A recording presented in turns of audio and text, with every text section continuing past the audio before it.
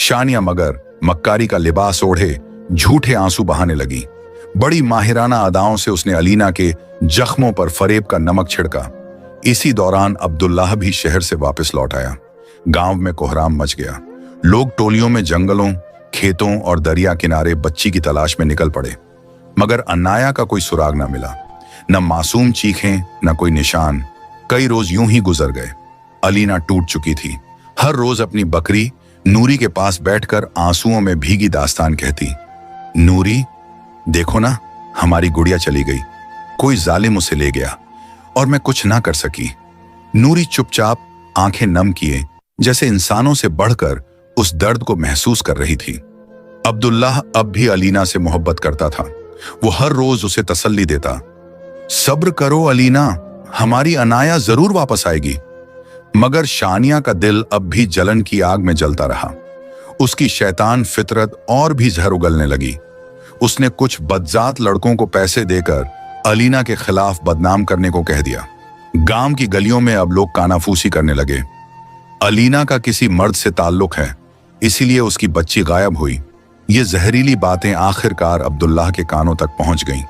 एक शक का साया उसके दिल पर छा गया। अब वो अलीना से हर बात पर झुंझलाने लगा, नाराज रहने लगा।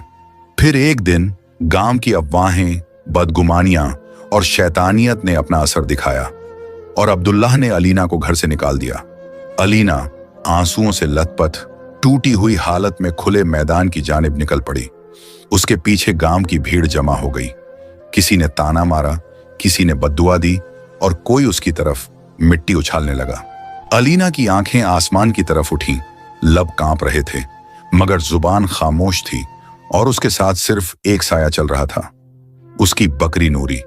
उसी लम्हे अचानक नूरी ने एक अजीब सी जोरदार आवाज निकाली, इतनी बुलंद, इतनी पुरअसर कि पूरा गांव ठहर गया। और फिर नूरी बोल पड़ी, गवाह रहना है लोगों, अनाया को शानिया ने जिंदा दफन किया था। मैंने अपनी आंखों से देखा। अलीना बेगुनाह है, पाक दामन है, गुनहगार शानिया है। सन्नाटा छा गया। हर आंख हैरत, अफसोस और शर्मिंदगी से शानिया की तरफ उठी। उसका चेहरा सफेद पड़ चुका था। अब्दुल्लाह के सब्र का बांध टूट गया। उसने शानिया को एक जोरदार तमाचा मारा और दहाड़ा, सच बता, मेरी बेटी कहाँ है? शानिया अब पछतावे की आग में जल रही थी। वो झारों कतार रोने लगी। जंगल में, उस पुराने दरख्त के नीचे मैंने उसे दफन किया था। अब्दुल्लाह, अलीना और गांव वाले पागलों की तरह उस जंगल की तरफ दौड़ पड़े, मगर वहां पहुंचकर जो देखा वो दिल दहलाने वाला था। मिट्टी का गड्ढा खुला हुआ था, लेकिन अंदर बच्ची नहीं थी।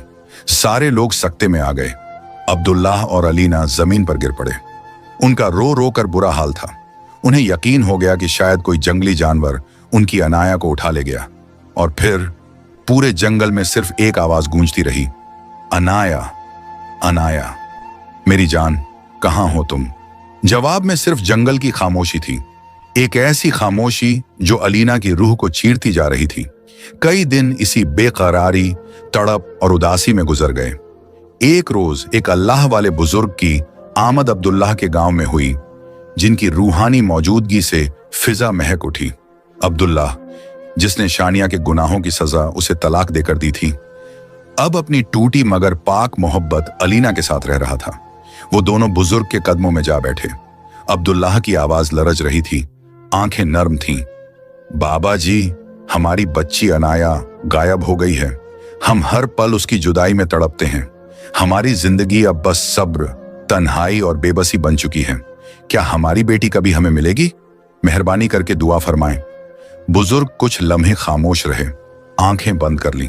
उस दरख्त के नीचे बैठे थे जहां से सारी दास्तान दर्द शुरू हुई थी। फिजा ठहरी हुई थी। अलीना की आंखों में आंसुओं की झील थी और अब्दुल्लाह का दिल बेचैन धड़कनों से भर चुका था। कुछ देर बाद बुजुर्ग ने अपनी आंखें खोलीं। उनकी आवाज में कुदरत का सुकून और हक की गूंज थी। सुनो बेटा, तुम्हारी बेटी तुम्हें जरूर मिलेगी, मगर हर चीज का एक वक्त मुकर्रर होता है। अल्लाह ने तुम्हें आजमाइश में डाला है।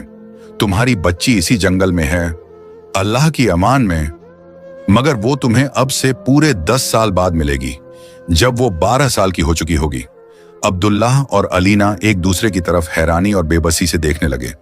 बुजुर्ग ने अपनी बात जारी रखी, याद रखना, यही दरख्त, यही जगह। 10 बरस बाद अगर तुम्हें कोई 12 साल की लड़की इसी दरख्त के नीचे खेलती नजर आए तो जान लेना कि वो तुम्हारी अनाया है। उससे पहले लाख चाहो, लाख तलाश करो, वो तुम्हें ना मिलेगी।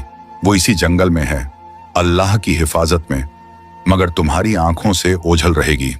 यह सुनकर अलीना फूट फूट कर रो पड़ी। दोनों ने सर झुकाकर अल्लाह के फैसले को कबूल कर लिया। उस दिन के बाद अलीना हर रोज नूरी अपनी वफादार बकरी के साथ उस दरख्त के नीचे जाती। कभी घंटों वहीं बैठकर अपनी बच्ची की यादों में खोई रहती, कभी खामोशी से दुआएं करती, कभी हवाओं में बाहें फैलाकर तसव्वुर की अनाया को सीने से लगाने की कोशिश करती। अब्दुल्लाह भी अक्सर वहीं बैठता, आंसुओं से भीगी आंखों के साथ फलक की जानिब देखकर कहता, या अल्लाह,